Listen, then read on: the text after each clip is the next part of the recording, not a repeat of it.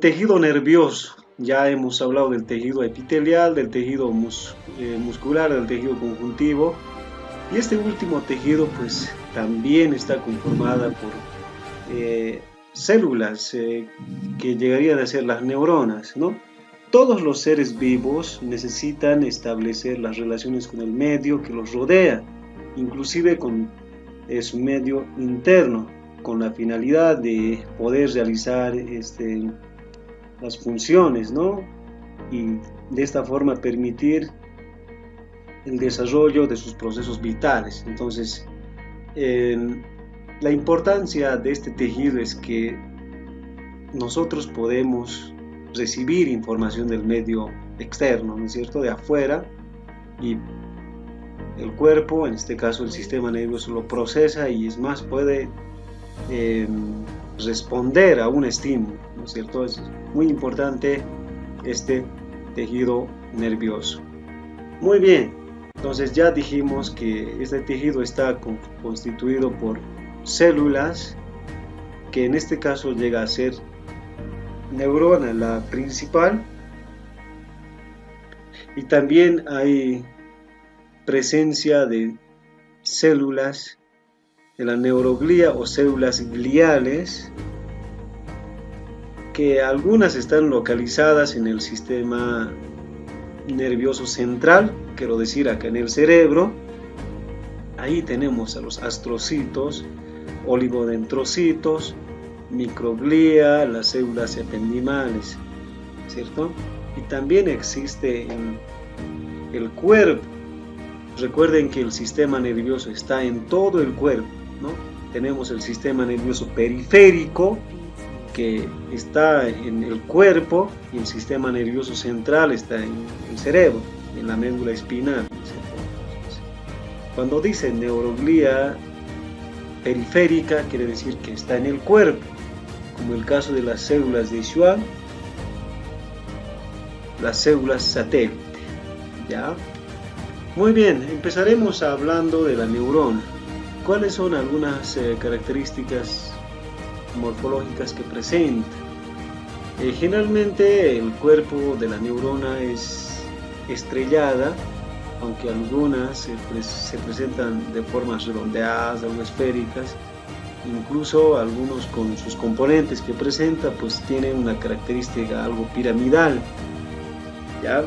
El núcleo es voluminoso, pues de cromatina laxa, ¿ya? Y algunos organelos, como el caso del aparato de Golgi, pues lo tiene bastante desarrollado. Muy bien, entonces podemos concluir de que la neurona pues tiene diversidad de tamaño y morfología. Muy bien, acá tenemos una neurona típica con todas sus características, ¿ya? Si hacemos la complejidad de la comparación de sus componentes, no vamos a llegar a entender, pero revisaremos los más comunes. Acá está la neurona, ¿no es cierto? Su núcleo, acá de color blanquecino, y el citoplasma que está algo punteada, acá está, ¿no? ¿Qué más? Tenemos hacia los laterales del cuerpo de la neurona estas prolongaciones conocidas como dendritas, que se conectan con otras neuronas para hacer la función conocida como sinapsis, ¿ya? Luego, ¿qué otros componentes importantes tenemos? Hacia la parte de abajo, solamente en el dibujo, no se dispone así en el organismo, ¿ya? Hacia abajo, ¿qué tenemos? El axón, ¿ya? Y algunas células que lo acompañan, de los que hemos mencionado. Acá está, por ejemplo, ¿no? Las células de Schwann, que están al borde de los botones sinápticos, pues que conectan con una fibra muscular para darle esa posibilidad de contraerse. Observen cómo se une el sistema nervioso mediante la neurona a las células musculares, ¿no es cierto? Entonces, de esa forma, pues nosotros podemos controlar, ¿ya? Muy bien, acá tenemos algunos tipos de neuronas, tales que presentan funciones muy variadas, ¿no? Por ejemplo, estas neuronas bipolares son generalmente neuronas sensitivas o sensoriales.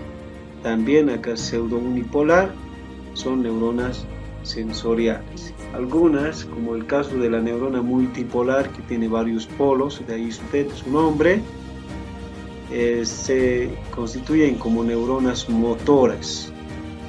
Y finalmente tenemos acá como una especie de arbolito, ¿no? Un tipo de neurona piramidal que parece también ser como un arbolito, reitero, ¿no? Se constituye como una neurona cognitiva.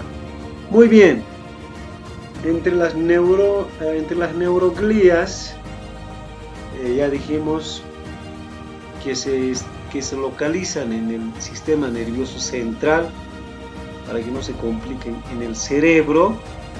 Hay también otro tipo de células, ¿no? Están acá los astrocitos, los oligodendrocitos, perdón.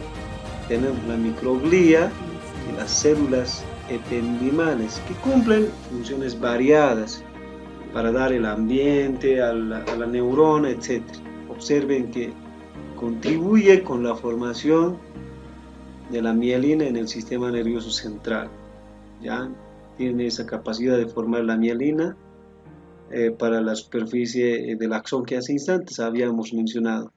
Y además, algunas de estas células tienen capacidad de dar un ambiente adecuado a las neuronas.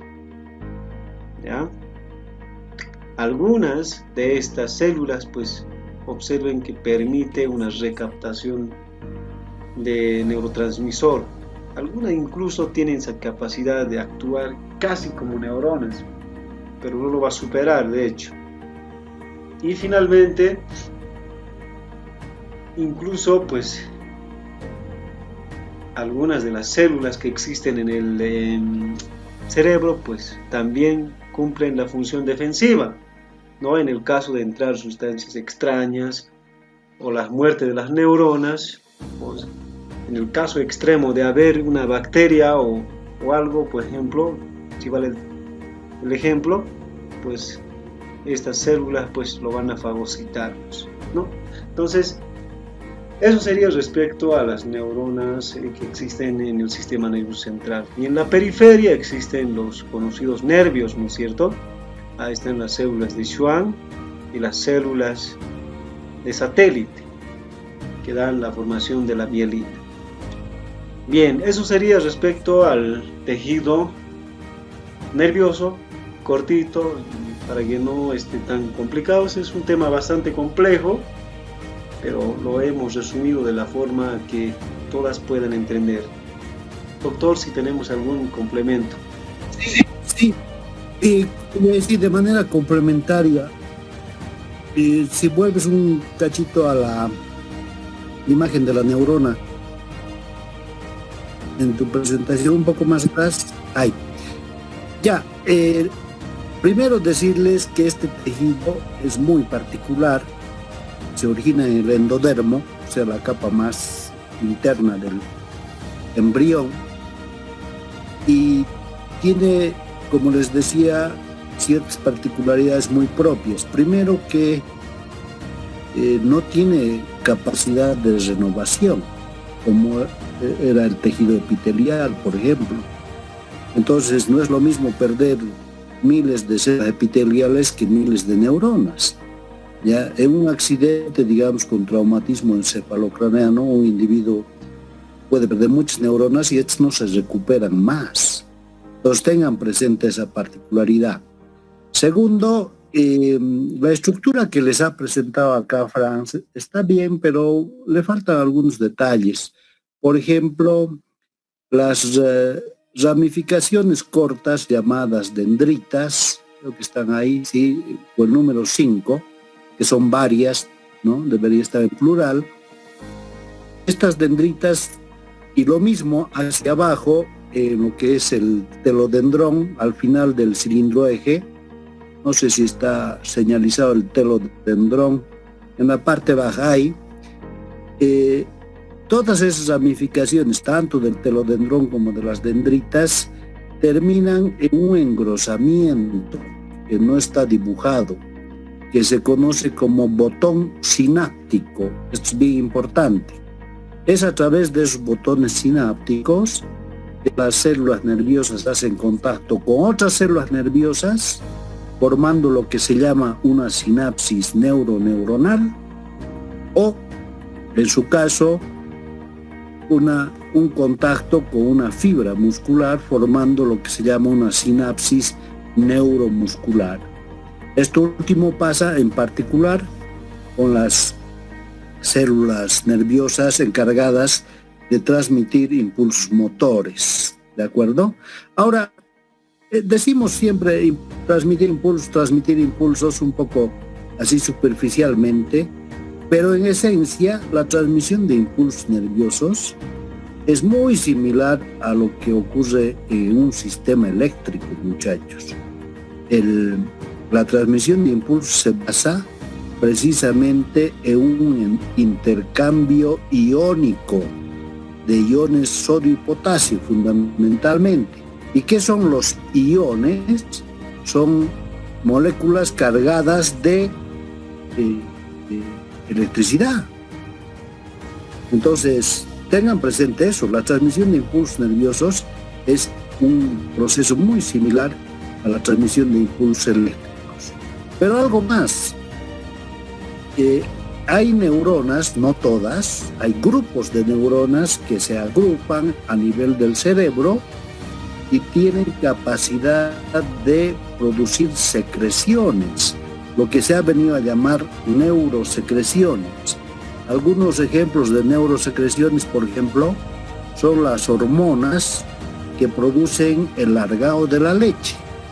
Si ustedes van al establo al momento del ordeño, van a ver que con el estímulo simple del movimiento de los baldes, ya hay vacas que están largando leche. Ese estímulo ha provocado una neurosecreción que ha determinado el largado de la leche. Lo propio pasa en el parto. El parto se inicia en sus contracciones, en su dilatación, etc., merced al estímulo de una neurosecreción llamada oxitocina.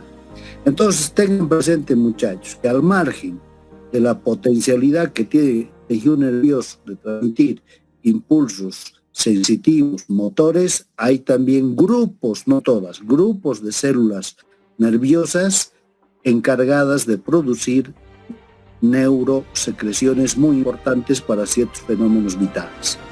No sé si con esto te lo he completado, Franz. Si hay alguna duda, muchachos. Bien, muchas gracias. Suscríbanse al canal y denle like al video.